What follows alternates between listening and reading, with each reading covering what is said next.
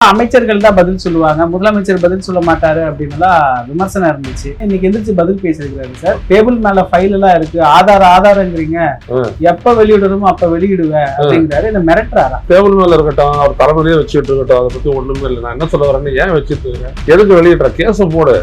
இந்த ஊழல் தெரிய வந்திருக்கிறது, அந்த அமைச்சருக்கு முன்னாள் அமைச்சருக்கு வந்துட்டு நான் 20 காலம் சிறை விதிக்கிறேன் அப்படின்னு படிக்க போறாரு அவரு. அதே டேபிள் மேல வச்சுக்கிட்டு நான் டேபிள்ல வச்சிருக்கிறேன், நான் வெளியிடுவேன், கரெக்டான நேரம் வரணும் அப்படின்னா உருட்டு, சும்மா உருட்டு, அவ்வளவுதான் சொல்ல வர, எதுவுமே இல்லை. என்ன பண்ண முடியுமோ பண்ண பாரு. இதெல்லாம் பார்த்து திமுககாரன் பயப்படுற அளவுக்குலாம் ஒன்றும் கிடையாது. ஆனப்பட்ட ஈடியே வந்துட்டு சமாளிச்சு எதிர்த்துனவங்க தான் அவங்க. உங்களை எல்லாம் பார்த்தா பயப்பட போறாங்க, பாத்துடலாம். இவங்க சொன்ன ஒரு திட்டத்தோட இவங்களாம் நிறைவேற்ற பேசுங்கிறீங்க. நான் என்ன பேசணும், எப்படி பேசணும், எப்ப பேசணும் எல்லாம் பேசிதான் இங்க வந்திருக்கிறேன். இதுக்கப்புறம் நான் பேசினேன் அப்படின்னா இடைத்தேர்தலையாவது நல்லது நடக்கும் சிலவங்களுக்கு அப்படிங்கிறாரு. ரொம்ப எதிர்பார்த்துட்டு இருக்கிறது இடைத்தேர்தல் தான். இடைத்தேர்தல்ல நல்லது சிலவங்களுக்கு நடக்கும், அதனால நான் பேசாம இருக்கிறேன்னா இன்னும் மத்தவங்க ஜெயிக்கிறதுக்காக இவர் பேசாம இருக்கிறேன். AM PM பார்க்காமல் உழைக்கும் CM, நாளைய PM, ஒரு யுகத்திற்கான மக்களின் மனசாட்சி, 100 நாள் ஆட்சி. ஹைபு அதை ஓரளவுக்கு பண்ணலாம். இந்த மாதிரிலாம் ஒரு பில்டப் எல்லாம் தேவையற்றது. மக்களை வந்துட்டு ஏமாளிகளும் நிச்சயிட்டு அவங்க எல்லாமே பண்றாங்க. இன்னும் 25 ஆண்டு காலம் வாழ்வார் இவரு, இவர் அப்படி சாதனைகளின் மன்னர் இவரு, பகலிரவு பார்க்காம வேலையெல்லாம் செய்யறாரு. அவர் 5 மணிக்கு மேல அவர் போன்ல தொடர்பு கூடாதீங்க அப்படின்னு சொல்லியிருக்காரு. சாட்டர்டே சண்டே ஃபுல் லீவ் அவருக்கு. இப்படிலாம் அவர் வேலை செய்யறாரு அவரு. அரசு அதிகாரிகள் என்ன சொல்றாங்கன்னா, விஜய் வந்து உட்காந்துட்ட உடனே இவங்க போயிட்டு என்னென்ன பேசணுமோ அதை பேசுவாங்களா ஒரு 5 நிமிஷத்துக்கு. அதுக்கப்புறம் அவர் கூப்பிட்டா தான் பேசுவாங்களா, கூப்பிடுறதே இல்லையா. இவர் பிரதமர் ஆகட்டும், ஜனாதிபதி ஆகட்டும், எது வேணாலும் ஆகட்டும், ஜனங்க முட்டாளா இருந்தாங்கன்னா யார் வேணாலும் என்ன வேணாலும் ஆகலாம். 150க்கும் மேற்பட்ட கொலைகள், பெண்கள் வந்துட்டு பாலியல் வன்கொடுமைக்கு உட்படுத்தப்படுவது, புரியுதுங்களா, காவல் நிலைய மரணங்கள், சட்டம் ஒழுங்கு சொல்லுவாங்க. இந்த மாதிரி எவ்வளவோ விஷயங்கள் வந்துட்டு நடந்துருச்சு. 200 விழுக்கட்டணம் ஃப்ரீனாரு, அப்படியே நடக்குது. எல்லாரும் அதெல்லாம் விட டபுள் மடங்கு வருது. நிர்மல்குமார் சொல்றாரு, நாங்கள்லாம் வந்து கண்டுபிடிப்போம் கீழ்ப்போம் அப்படின்னு ஒன்றும் வரல. என்ன மாதிரியான விவாதங்கள் இந்த சட்டமன்றத்துல இது எப்படி புரிஞ்சுக்கிறது சார்? அவங்க என்ன பண்றாங்க அப்படின்னா, எது பேசுறாலும் திமுக பத்தி ஒரு குறை சொல்லணும், அதான் அடிக்கடி வந்துடுறாங்க. அவங்க எல்லாம் திமுக ஒண்ணு சொன்னுச்சுன்னா அதுக்கு திமுக ஆட்சியில என்ன நினைச்சு பாருங்க அப்படின்னு அவங்க சொல்லணும். நான் என்ன கேட்கறேன்னா, இப்ப நடக்கக்கூடிய பிரச்சனைக்கு நீங்க பதில் சொல்லுங்க.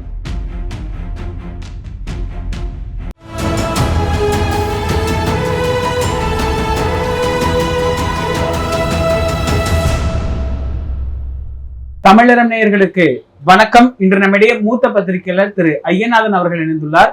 சார் வணக்கம் சார். AM PM பார்க்காமல் உழைக்கும் CM, நாளைய PM, ஒரு யுகத்திற்கான மக்களின் மனசாட்சி, 100 நாள் ஆட்சி, எப்படி பாக்குறீங்க சார்? ஹைபு அதை ஓரளவுக்கு பண்ணலாம். இந்த மாதிரிலாம் ஒரு பில்டப் எல்லாம் தேவையற்றது. மக்களை வந்துட்டு ஏமாளிகளும் நிச்சயிட்டு அவங்க எல்லாமே பண்றாங்க. ஒரு வெற்றி அவங்களை எப்படியெல்லாம் சிந்திக்க வைக்கிது பாருங்க. அந்த வெற்றி வந்த வழியெல்லாம் அவங்க இன்னும் உணர்ந்திருப்பாங்க, ஆனால் வெளில சொல்ல மாட்டேங்கிறாங்க. தான் அவங்க எடுத்து வந்து உட்கார வச்சுருக்கிறதெல்லாம் அவங்களுக்கும் தெரிய வந்திருக்க நேரம். உள்ளபடியே மக்கள்கிட்ட தீர்ப்பாருதுன்னா மக்கள்கிட்ட திரும்ப 150 சீட்டுக்கு மேலே அவங்க போயிருப்பாங்க. அதான் இல்லை, உண்மை தான். ஆக இவங்க என்ன பண்றாங்க, அதை வச்சுக்கிட்டு இன்னும் 25 ஆண்டு காலம் வாழ்வார் இவரு, இவர் அப்படி சாதனைகளின் மன்னர் இவரு, பகலிரவு பார்க்காம வேலையெல்லாம் செய்யறாரு அப்படின்னு.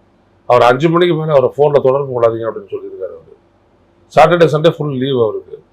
இப்படிலாம் அவர் வேலை செய்யறாரு அவரு. மற்றபடி இங்க வந்துட்டு வெளியில வந்துட்டு ஒன்று பத்திரிகையாளர்கள் சந்திக்கல, யாரையும் சந்திக்கல, அது எதுவுமே இல்லை. இன்னும் சொல்ல போனா அரசு அதிகாரிகள் என்ன சொல்றாங்கன்னா, அவர் வந்து உட்காந்துட்ட உடனே, விஜய் வந்து உட்காந்துட்ட உடனே இவங்க போயிட்டு என்னென்ன பேசணுமோ அதை பேசுவாங்களா ஒரு 5 நிமிஷத்துக்கு. அதுக்கப்புறம் அவர் கூப்பிட்டா தான் பேசுவாங்களாம், கூப்பிடுறதே இல்லையா. இதுதான் உண்மையான இது. இவர் பிரதமர் ஆகட்டும், ஜனாதிபதி ஆகட்டும், எது வேணாலும் ஆகட்டும், அது அப்பாற்பட்ட பிரச்சனை.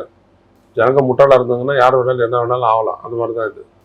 ஸோ இந்த மாதிரி ஹைப்பை பற்றி வந்துட்டு மக்கள் புரிஞ்சு கொள்ள வேண்டியது, இவர் என்ன சாதிச்சிருக்காருன்றத பாருங்க. 100 நாள்ல புரியுதுங்களா. 150க்கும் மேற்பட்ட கொலைகள், பெண்கள் வந்துட்டு பாலியல் வன்கொடுமைக்கு உட்படுத்தப்படுவது, புரியுதுங்களா, காவல் நிலைய மரணங்கள், சட்டம் ஒழுங்கு சொல்ல வர, இந்த மாதிரி எவ்வளவோ விஷயங்கள் வந்துட்டு நடந்து போயிடுச்சு. மின் கட்டணத்தை நீங்கள் எடுத்து 200 மின்கட்டணம் ஃப்ரீனாரு, அப்படியே நடக்குது. எல்லாருக்கும் அதெல்லாம் விட டபுள் மடங்கு இது வருது. ஏன்னு கேட்டால் சரியான பதில் சொல்ல ஆள் இல்லை. ஆனால் நிர்மல்குமார் சொல்றாரு, நாங்கள்லாம் வந்துட்டு எல்லாத்தையும் கண்டுபிடிப்போம் கிழிப்போம் அப்படின்னு அனுப்பி ஒன்றும் வரல. அடுத்தபடியாக நீங்கள் பார்த்தீங்க அப்படின்னா, இந்த ரெஜிஸ்ட்ரேஷனில் பார்த்தீங்கன்னா மிகப்பெரிய ஊழல் நடந்துச்சு. பத்திரிகையாளர்கள் எல்லாரும் வெளில வந்துச்சு, உடனே அது வந்துட்டு இல்லை அவங்களுடைய நலன் என்னங்க, அதுக்கப்புறம் என்கம்பரஸ்மெண்ட் இல்லைன்னுறாங்க, அது வாங்கினா என்னென்னோ சொன்னாங்க. இப்போதான் அது குற்றம் அப்படின்னு ஒத்துக்கிறானுங்க. என்ன ஆகுதுன்னு பார்ப்போம். இல்ல சார், இப்போ இவ்வளவு நாள் சட்டமன்றத்துல முதலமைச்சர் அவர் ஒரு 110 விதியின் கீழ பேசுவாரு, பதில் உரை. இடையில எல்லாம் அமைச்சர்கள் தான் பதில் சொல்லுவாங்க, முதலமைச்சர் பதில் சொல்ல மாட்டாரு அப்படின்னு எல்லாம் விமர்சனம் இருந்துச்சு. அந்த காலகட்டத்துல எம்ஜிஆர், ஜெயலலிதா அப்படி முதலமைச்சர் எந்திரிச்சுதான் பதில் சொல்லுவாங்க, அப்படிதான் இருக்கும், அப்படி சட்டமன்றம் வந்து அவ்வளவு வலுவா இருக்கும்னா இன்னைக்கு எந்திரிச்சு பதில் பேசியிருக்கிறாரு சார். ஆமா, டேபிள் மேல ஃபைல் எல்லாம் இருக்கு, ஆதாரங்கிறீங்க, எப்ப வெளியிடணுமோ அப்ப வெளியிடுவேன் அப்படிங்கிறாரு. என்ன மிரட்டுறாரா? இல்ல டேபிள் மேல இருக்கட்டும், அவர் தலைமையிலேயே வச்சுட்டு இருக்கட்டும், அதை பத்தி ஒண்ணுமே இல்லை. நான் என்ன சொல்ல வரேன்னு, ஏன் வச்சுட்டு இருக்கிறேன், எப்ப வெளியிடணும்னா எப்ப வெளியிடுவேன், எதுக்கு வெளியிடுற, கேச போடுன்ற நானு. நீ தண்டிச்சிட போறியா? இந்த ஊராட்சி தெரிய வந்திருக்கிறது, அவருக்கு வந்துட்டு நான் அந்த அமைச்சருக்கு, முன்னாள் அமைச்சருக்கு வந்துட்டு நான் 20 காலம் சிறை விதிக்கிறேன் அப்படின்னு படிக்க போறாரு அவரு. கேஸ போடியா, அவனுக்கு முடிஞ்சதுன்னா கேஸ் போடு. டிவிஎஸ்சி இருக்குது, அது விஷயம் விட்டு ஒரு விசாரணை நடத்த சொல்லி என்ன பண்ண முடியுமோ பண்ண பாரு. இதெல்லாம் பார்த்து திமுககாரன் பயப்படுற அளவுக்குலாம் ஒன்றும் கிடையாது. வரணும், எல்லாம் நீதிமன்றத்துக்கு போகும்போது அப்போ பார்த்துக்கிறலாம், புரியுதுங்களா? ஆனந்தப்பட்ட ஈடியே வந்துட்டு சமாளிச்சு எதிர்த்து நின்னவங்க தான் அவங்க. உங்களை எல்லாம் பார்த்தா பயப்பட போறாங்க, பார்த்துடலாம். அதான் சார், டேபிள் மேல ஆதாரம் என்ன, நீங்க சொல்ற மாதிரி கேஸ் போடணும், அதே டேபிள் மேல வச்சுக்கிட்டு நான் டேபிள்ல வச்சிருக்கிறேன், நான் வெளியிடுவேன், கரெக்டான நேரம் வரணும் அப்படின்னா உருட்டு, சும்மா உருட்டு, அவ்வளவுதான் சொல்ல வர, வேற எதுவுமே இல்லை. இவருடைய ஆட்சியில் என்ன நடந்துச்சு, 16 திட்டங்களை சொல்றாரு, 100 நாள் இதில் வந்து 16 சக்சஸ்ஃபுல்லாக முடிஞ்சிருக்கு அப்படின்ட்டு. அது எல்லாமே வந்துட்டு ஸ்டாலின் ஆட்சியில் செஞ்சுட்டு இருந்த விடயங்களை இவர் மேம்படுத்தி இதை வந்துட்டு பேர் வச்சு இவர் செய்யறாரு. மற்றபடி வேற ஒண்ணுமே இல்லை. அந்த மாதிரி தான் ஒவ்வொன்றும். நான் பேசுங்கிறீங்க, நான் என்ன பேசணும், எப்படி பேசணும், எப்ப பேசணும் எல்லாம் பேசிதான் இங்க வந்திருக்கிறேன்.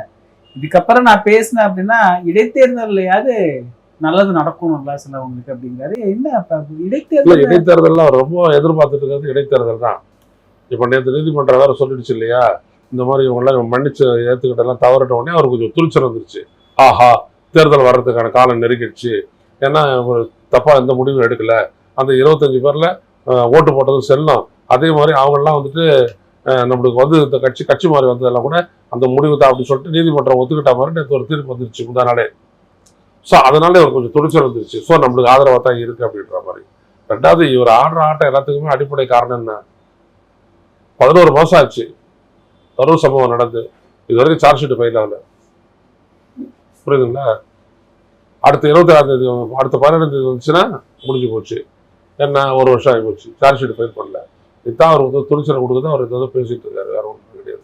இடைத்தேர்தல்ல நல்லது சிலவங்களுக்கு நடக்கும், அதனால நான் பேசாம இருக்கிறேன்னா, இன்னும் மத்தவங்க ஜெயிக்கிறதுக்காக இவர் பேசாம இருக்கிறேன். இல்ல அதெல்லாம் ஒண்ணும் கிடையாது. நல்லவங்க ஜெயிக்கிறது, கெட்டவங்க ஜெயிக்கிறது அதெல்லாம் ஒண்ணும் இல்லை. விஜய்க்கு முதல்ல வேலை என்ன அப்படின்னா, அவர் அளவுக்கு 120 பேரை வந்துட்டு உருவாக்கிடணும்னு பார்த்தா எல்லாரும் அந்த குதிரை பேரத்துலாம் ஈடுபட்டாரு, வாங்கினாரு, எல்லாமே பண்ணாரு. இப்ப என்ன ஆச்சுன்னா, இதை வந்துட்டு பெருசா தேர்தல் ஆணையம் வந்துட்டு பாக்குது.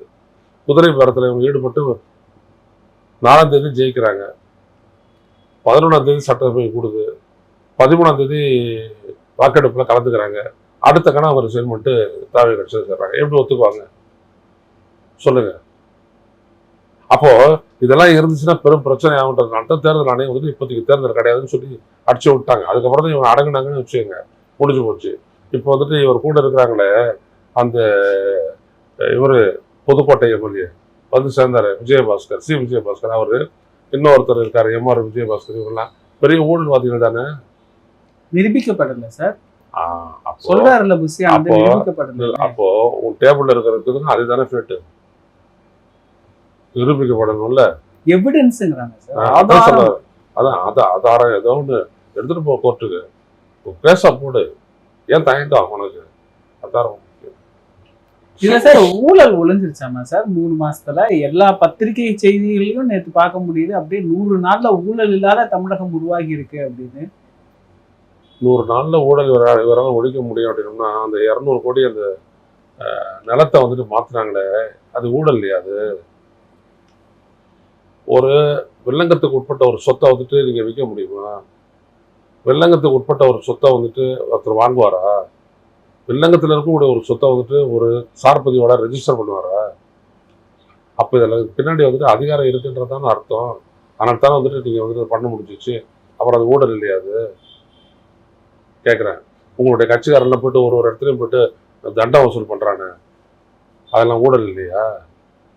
இதுக்கெல்லாம் காசு வாங்கினாங்களே உங்களுடைய கட்சிக்காரங்க, இந்த அரசு வழக்கறிஞராக போடுறதுக்கு ஊழல் இல்லையா? அதெல்லாம் ஃபுல்லாக நடக்குது. விஜயை பொறுத்த வரைக்கும் தான் சொன்னா, இன்றைய நிலையில தான் சொன்னா எல்லாரும் எடுத்துட்டு போவாங்க அது பத்திரிகையில. அது போதும் அப்படின்னு நினைக்கிறாரு, வேற ஒன்றும் இல்லை. என்ன மாதிரியான விவாதங்கள் இந்த சட்டமன்றத்துல இது எப்படி புரிஞ்சுக்கிறது சார்? அவங்க பேசுறது, அவங்க என்ன பண்றாங்க அப்படின்னோம்னா, எது பேசுனாலும் திமுக பத்தி ஒரு குறை சொல்லணும், அதான் அடிக்கடி வந்துடுறாங்க அவங்க எல்லாம்.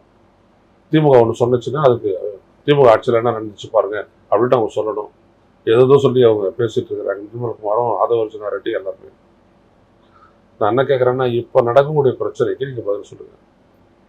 பழைய பிரச்சனைக்கு போகணும்னா அது மொத்தம் வந்து பதில் சொல்லணும். எங்களாட்ட ஆட்கள் இதெல்லாம் எழுத்தை பற்றி வரலாறுலாம் எழுதினவங்க நாங்கள் தான் சொல்லணும்.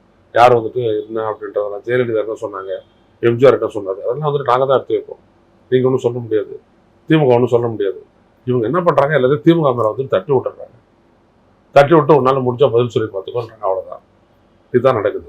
திமுகவும் பதில் சொல்லிட்டு இருக்கிறாங்க. நீங்கள் பார்த்தீங்க எப்படி இந்த போதைப் பொருள் ஒழிப்பு வந்துட்டு 20வது ஆண்டு வரைக்கும் தமிழ்நாட்டில் வந்துட்டு போதைப் பொருளே இல்லை. அதுக்கப்புறம் தான் வந்துட்டு புழக்கமே ஆரம்பிச்சது. அது ஒரு சொன்னேன். எவ்வளோ பெரிய பொய் அது. 98லேயே பிரச்சனை வந்து நாங்கள் வந்துட்டு அப்போ இருக்கக்கூடிய போலீஸ் கமிஷனர் துறைக்கிட்ட போட்டு முறையிட்டோம். அவர் தான் சொன்னார், ஒரு வாரத்தில் நான் ஒழிச்சு கட்டிட்டு உங்களை சந்திப்பேன். ஒழிச்சு கட்டினாலும் சந்திச்சாரு, அது உண்மை. நீங்கள் வந்து என்ன பண்ணிருக்கீங்க? இப்போ போதைப் பொருள் வந்துட்டு புழங்குறது சுட்டி காட்டி போலீஸுக்கும் நம்மளுடைய கல்லூரி நிர்வாகத்துக்கும் சொன்ன பையனை தானே வந்துட்டு கொண்டுட்டாங்க. ஒரு கேங்கை வந்து அடிச்சிருக்கிறாங்க இல்லையா? அப்போ அதுக்கு பின்னாடி ஒரு மாஃபியா உருவாக்கி விட்டது அப்படின்னு தெரியலையா உங்களுக்கு? எல்லாத்தையும் மூடி மறைக்கிறாங்க அவங்க. எம்எல்ஏக்களுக்கு கார், உதவியாளர் எல்லாம் ஒரு எம்எல்ஏ கேட்குறாரு, இனோவா காரா கொடுங்கன்னு கேட்குறோம் அப்படிங்கிறாங்க. ஒரு எம்எல்ஏ பாட்டு பாடுறாரு, கொடுத்ததெல்லாம் கொடுத்தார், யாருக்காக கொடுத்தாருன்னு. அவருக்காக தான் கொடுத்தாரு. இப்போ அடிப்படையில் என்ன அப்படின்னோம்னா, இவங்கெல்லாம் வந்துட்டு அங்கேருந்து வர்றதுக்கு இவங்க ஊர்லேருந்து வரணும், வந்து எம்எல்ஏ ஹாஸ்டலில் தங்கணும். எம்எல்ஏ ஹாஸ்டல் சட்டப்பேரவை வர்றதுக்கு பேருந்து இருக்கும், அந்த பேருந்தில் ஏறி இவங்க வருவாங்க. இப்போ இவங்க எது கார் கேட்குறாங்க, எது கார் கொடுக்கணும்? தொகுதியில மக்கள் பணி செய்யறதுக்கு ஒரு இடத்துல இருந்து இன்னொரு இடத்துக்கு போறதுக்கு கார் வேணும். அப்படி என்ன படிச்சு செஞ்சிருக்காங்க? சரி, இன்னும் பரவாயில்ல, போட்டோம். நம்மளுக்கு எல்லாம் ஒன்றுமே புரியல. இப்போ வந்திருக்க ஜெயிச்ச எந்த எம்எல்ஏ என்ன மக்கள் பணி இங்கே செஞ்சுட்டு உருண்டுட்டு இருக்காரு அப்படின்னு நமக்கு தெரியவே தெரியாது. ஆனால் இவங்க பாட்டுக்கு ஏதாவது சொல்றாங்க, பார்ப்போம், பொறுத்துறது பார்ப்போம். இத்தனை பிரச்சனைகள்லாம் நம்ம எடுத்து வைக்கிறோம், ஆனா எதுக்குமே ஒரு பதில் இல்லாத தன்மை. ஆனா விஜய் பேசுறாரு வெளிப்படைத்தன்மையான ஒரு ஆட்சி அப்படிங்கிறாரு. விஜய் தான் வெளிப்படைத்தன்மை உரையாட்சியா? போன 27ஆம் தேதி வந்துட்டு மே மாதம் தான் 27ஆம் தேதி, மே மாதம் 27ஆம் தேதி வந்துட்டு ஒரு போயிட்டு பிரதமரை சந்திச்சார். என்ன பேசினாரு? நீங்கள் ஒரு அறிக்கை கொடுத்தீங்க, இந்த மாதிரி ஒரு ஃபைலை கொடுத்தாரு, தமிழ்நாட்டோட டிமாண்ட்ஸ் எல்லாம் வச்சு கொடுத்தாரு அப்படின்னு. ஓகே, அதுக்கு மோடி தான் சொன்னார், அதை வாங்கிட்டு மோடி தான் சொன்னார் இல்லை. அன்னைக்கு வந்துட்டு அமித்ஷா அவங்களை சந்திக்க மாட்டேன்னு மறுத்துட்டாரு. ஸோ நீங்கள் வந்துட்டு இவரை பார்த்தீங்க, நிர்மலா சீதாராமனை பார்த்தீங்க, என்ன பேசுறீங்க? மறுநாள் உங்களை கேபினட் செயலாளர் டிவி சோமநாதன் வந்து சந்திக்கிறாரு, பெரிய ஒரு பட்டாளத்தோட சந்திக்கிறாரு, விஜய் சந்திக்கிறாரு. சந்திச்ச உடனே ஒரு 2வது ப்ரோக்ராம் எல்லாம் கேன்சல் பண்ணிட்டு தமிழ்நாட்டு ஓடி வந்துருக்காரு ட்ரெயினை முடிச்சு. அப்படின்னா இங்கே என்ன நடந்துச்சு? சோமநாதன் உங்களை பார்த்து என்ன சொன்னாரு? அது சொல்லுவார் அவரு, வெளிப்படைத்தன்மைன்னு சொல்றாரு, சொல்லுவார் அவரு. ஸோ இவங்க எதையுமே சொல்ல மாட்டாங்க. வெளிப்படைத்தன்மைன்றது சும்மா அவர் சொன்னார், அவ்வளவுதான். உள்ளபடியான வெளிப்படைத்தன்மை இருக்கான்னு இல்லை. பெயர் மாற்றம் தான் முக்கியமா தெரியுது சார். இந்த 100 நாள்ல புதிய திட்டங்கள் அப்படின்னு என்ன இருக்கு? திமுக ஆட்சியில இருந்த திட்டங்களுக்கான பெயர் மாற்றம் அப்படிதான் நம்ம முன்னெடுக்கணும். இளந்திரை என்ன சொன்னேன், இவங்களால ஸ்டாலின் ஆட்சியுடைய சாதனையை தாண்ட முடியவே முடியாது. அதனால ஸ்டாலினுடைய சாதனைகளை எடுத்து வச்சுக்கிட்டு அதை மேம்படுத்துறது, அதை பேர் மாத்துறது, இந்த மாதிரி வேற ஒரு நாமகரணம்லாம் சொல்றது தான் செய்யறாங்களே தவிர வேற எதுவுமே பண்ண முடியாது இவங்களால. இவங்க சொன்ன ஒரு திட்டத்தோட இவங்களால நிறைவேற்ற முடியாது. இதான் உண்மை. பொறுத்துறது பாருங்க. ஆனா தமிழ்நாடு தாண்டி நீங்களும் பார்த்திருப்பீங்க, நிறைய அந்த சமூக ஊடகங்கள்ல விஜய் தமிழ்நாட்டை அப்படியே உலக தரத்துக்கு உயர்த்திட்டாருன்னு எத்தனையோ காணொலிகள் பார்க்க முடியுது. அப்படியான பிரபகண்டாவை யார் செய்யறாங்க?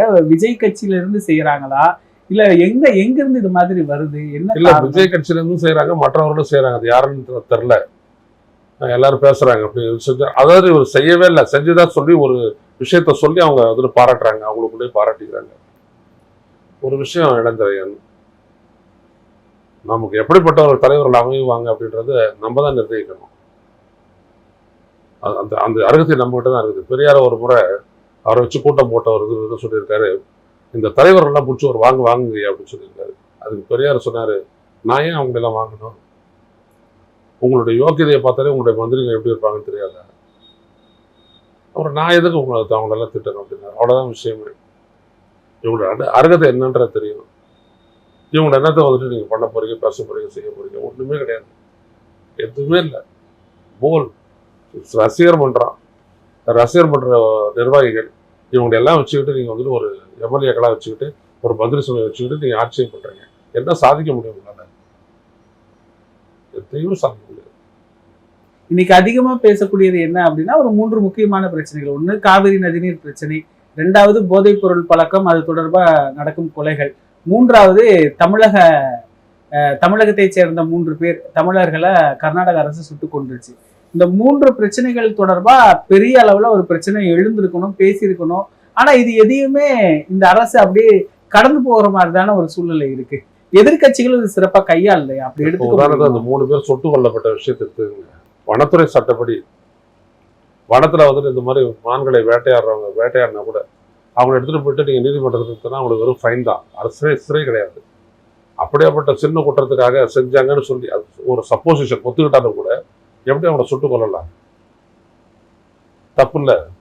அப்ப இந்த மாதிரி ஒரு விவரமான ஒரு அறிக்கையில சீஃப் மினிஸ்டர் கொடுக்கலையே அவர் சும்மா கண்டிக்கிறேன், இப்படிப்பட்ட விஷயங்கள்லாம் மீண்டும் எதிர்காலத்தில் நடக்கக்கூடாது, இது ஒரு கமிஷனை போட்டு விசாரிக்கணும் அப்படின்னு சொல்லிட்டு எல்லா பொறுப்பையும் அவங்களுக்கு தட்டி விட்டு ஒரு பிரசாத் இருக்கிறார். அவ்வளவுதான். நிகழ்கால அரசியல் குறித்து பல தகவல்களை பகிர்ந்து கொண்டதற்கு நன்றி. இதே போன்று நிகழ்கால அரசியலின் சாரம்சங்களை அரசியல் ஆளுமைகளின் நேர்காணல் வழியே தொடர்ந்து காண தமிழ் நிறம் வலையொலியை சப்ஸ்கிரைப் செய்யுங்கள். தங்களின் மேலான கருத்துக்களை கருத்துளை பெட்டியில் பதிவிடுங்கள். நன்றி, வணக்கம்.